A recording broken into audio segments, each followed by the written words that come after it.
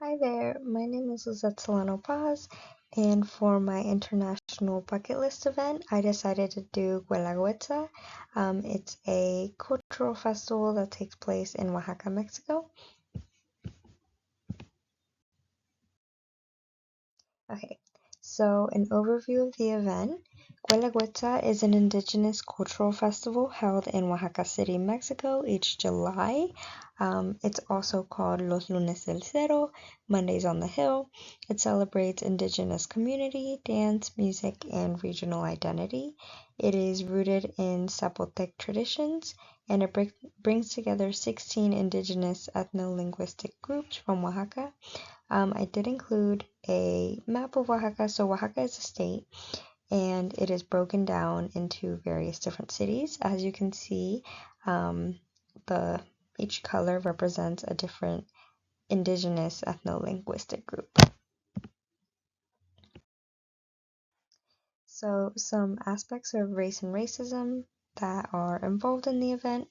Indigenous people in Mexico have historically faced racism, poverty, and exclusion from national identity.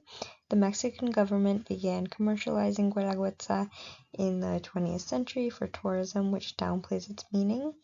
There has been criticism by indigenous groups because of concerns of the festival erasing the political and spiritual meaning, and activists created the Guelaguetza Popular, which is a grassroots version of the festival run by indigenous Oaxacans who want to reclaim its original purpose. This festival serves as resistance to cultural appropriation and as a platform for raising awareness of indigenous struggles. So, the origin and history of the event. Guelaguetza means offering or gift in the Zapotec language. It's rooted in a tradition of mutual help among community members, so exchanging goods, labor, and support. It is originally a pre-Columbian ritual to honor Cintotel, the goddess of maize, which is corn, and after Spanish colonization, Catholic elements were imposed, and it does blend pre-Hispanic customs and Catholic traditions, reflecting the complex identity of Oaxacan people. So, some festival highlights. Um, Traditional dances that are typically performed are the Flor de Piña. This is a dance that comes from the Tuxtepec region.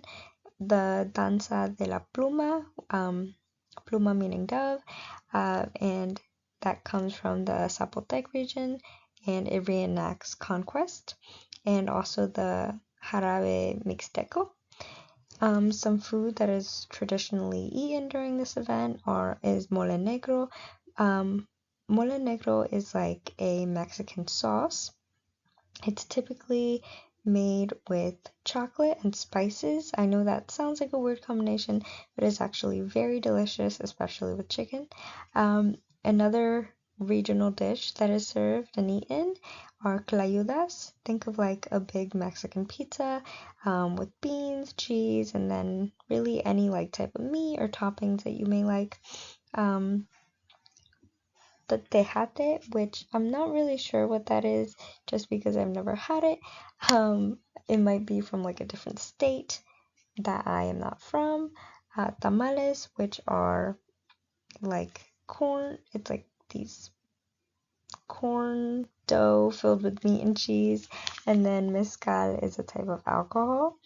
So some clothing worn are embroidered hupiles, which are colorful regional outfits representing various indigenous groups.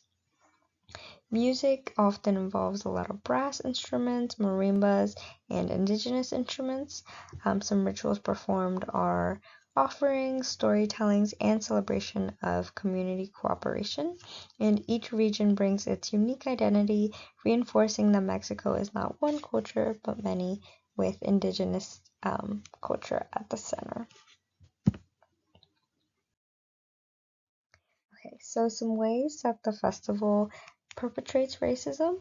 Indigenous people are reduced to costume performers for tourists. Um, Government controls the narrative, and profits, and there have been concerns about cultural appropriation and exclusion.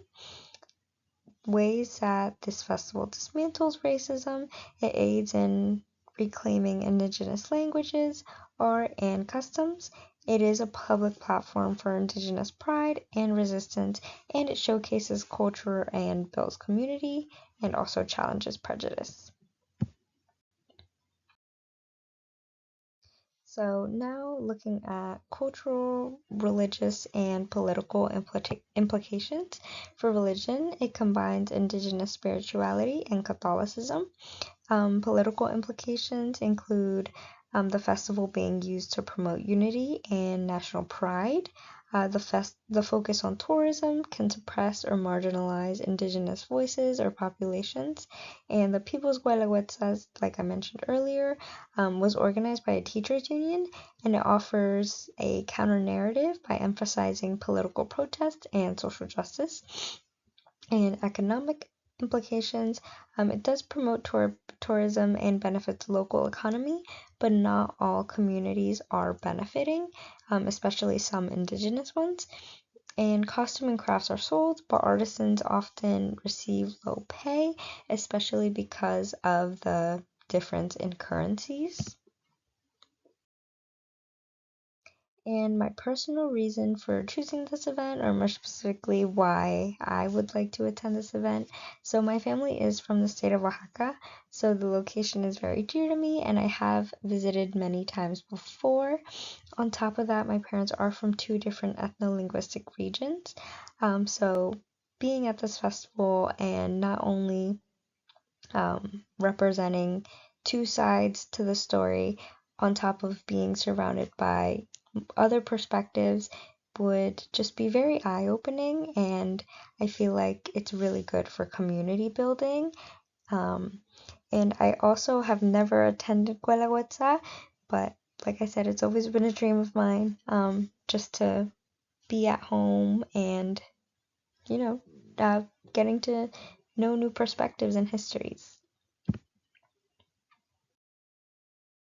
And I also included pictures of the festival. So in the top left corner, I included a picture of two people dancing, and then right next to that, so traditionally at Mexican festivals, um, they really love holding things on top of their head.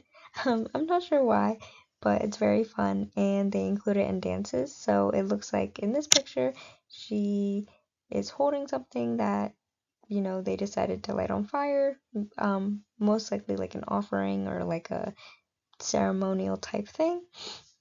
Um, Below the picture of the couple dancing, I included another uh, picture of some women dancing.